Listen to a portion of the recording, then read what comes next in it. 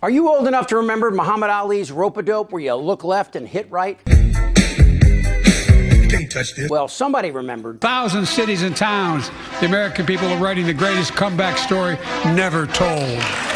After Biden's State of the Union, Republicans and right-wing media freaked out. They not only foobarred expectations for Biden's performance, but the Republican response was like a cold opening for SNL. Oh, I'm going to get weirdly seductive for no apparent reason, as I was saying.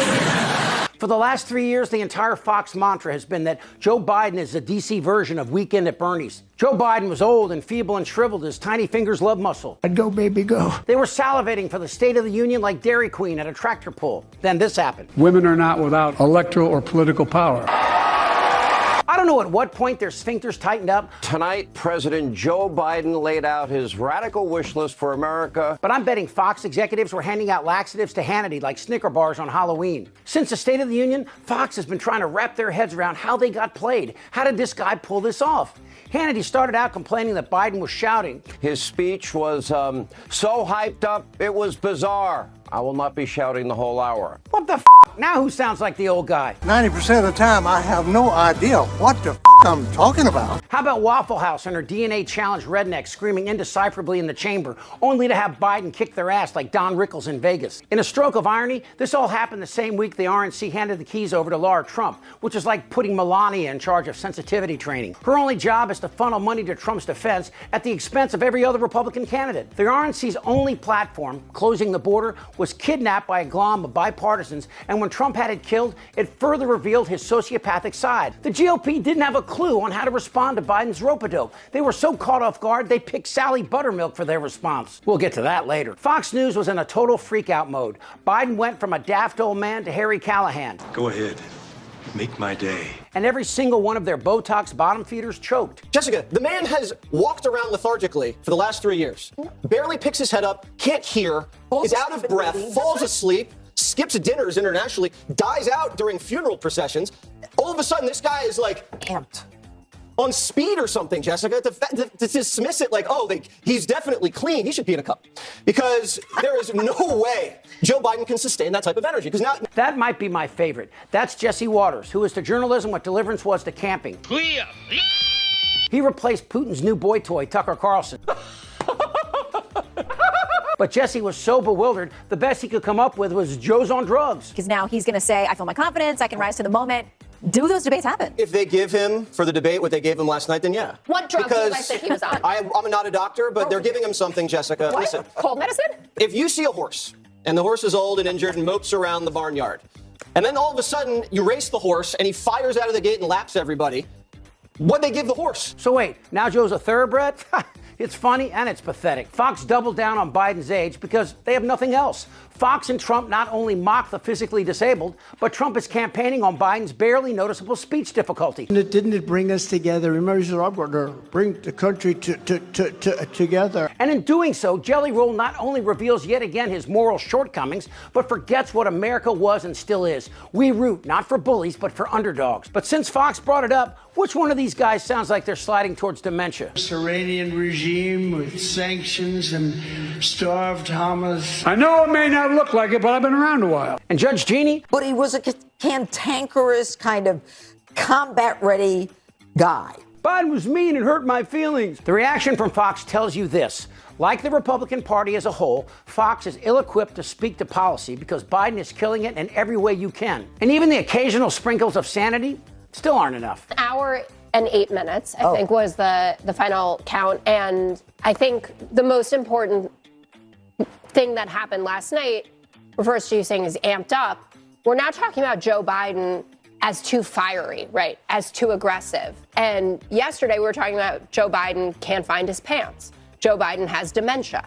Joe Biden is too old for this job. And that's how I know that it went really well. So Fox instead fabricates stories from Seth Rich to Hunter Biden, or they attack with lies and obfuscation.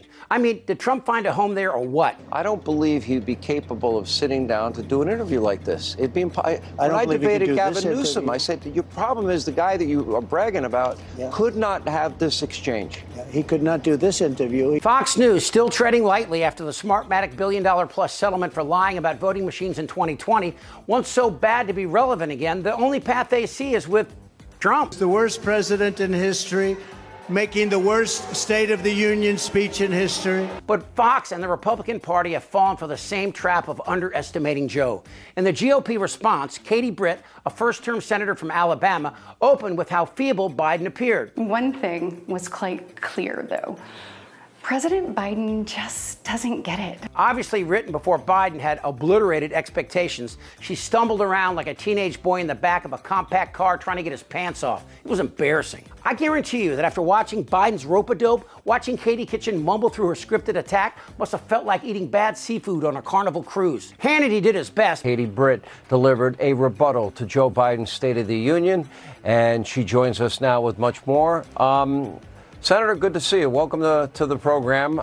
I hope you don't read social media, because whenever you do anything big like you did last night, it can be brutal. But everyone on the right could feel each punch, and the panic afterwards was palpable. Katie Britt represents what's wrong with the Republican Party. The supposed rising Republican star was given a chance to deliver a powerful and fiery rebuttal to Biden's State of the Union address, but instead delivered a somewhat, phony, maybe, out of touch speech. It was best exemplified by watching Republicans do what they do best, eat each other. This is Megyn Kelly, who rose to fame on Fox by saying things like Santa Claus and Jesus are white, so get over it. She's no longer on Fox, but she still has the stink of Bill O'Reilly's boxers and continues to spew her tired venom. Last night, you may be aware, was President Biden's State of the Union address.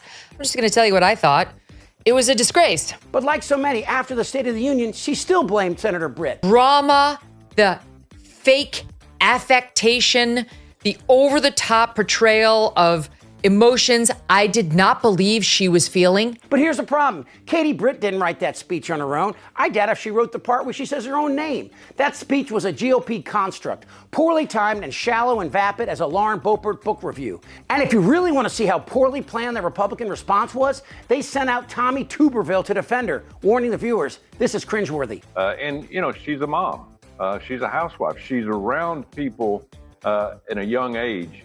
And if you just see what the left is doing, they're going after families. They're going after separating families, taking the dad out of the family. They're going after kids in the schools. I like the part where he throws in the Democrats are going after families. This from the senator from a state that does not allow a woman to divorce her husband if the court doesn't like her reasons. I traveled to the Del Rio sector of Texas. That's where I spoke to a woman who shared her story with me. She had been sex trafficked by the cartels starting at the age of 12. She told me not just that she was raped every day, but how many times a day she was raped. The cartels put her on a mattress in a shoebox of a room, and they sent men through that door over and over again for hours and hours on end. We wouldn't be okay with this happening in a third world country. But the real obscenity was Britt lying about a sad and horrific case of sex trafficking and rape. Britt, coached by the GOP, had deliberately misrepresented the tale of Carla Romero, an activist who has publicly recounted her experiences on numerous occasions at the hands of sex traffickers in her native Mexico. The events happened not just outside the U.S., but many years before Biden became president. After Trump and Altar Boy killed the border bill, which was a comprehensive and detailed analysis of what must be done, the GOP, Fox, and the rest of Trump's bottom boys were exposed as posers, unable to articulate policy issues without exploiting and regurgitating tragedy, in this case, a work of fiction. Perhaps the best metaphor for the GOP was George Santos crashing the party. Was there anyone who better exemplified who and what this party has become? My question is, do you have no shame? I think we know the answer to that. Am I wrong? Damn right. Yes! Tick-tock! You're in a lot of trouble, Donnie. Follow, like, and hit notifications as Really American keeps you up to date on the latest Republican cult lie in this very important year. For Really American, I'm Chip Franklin.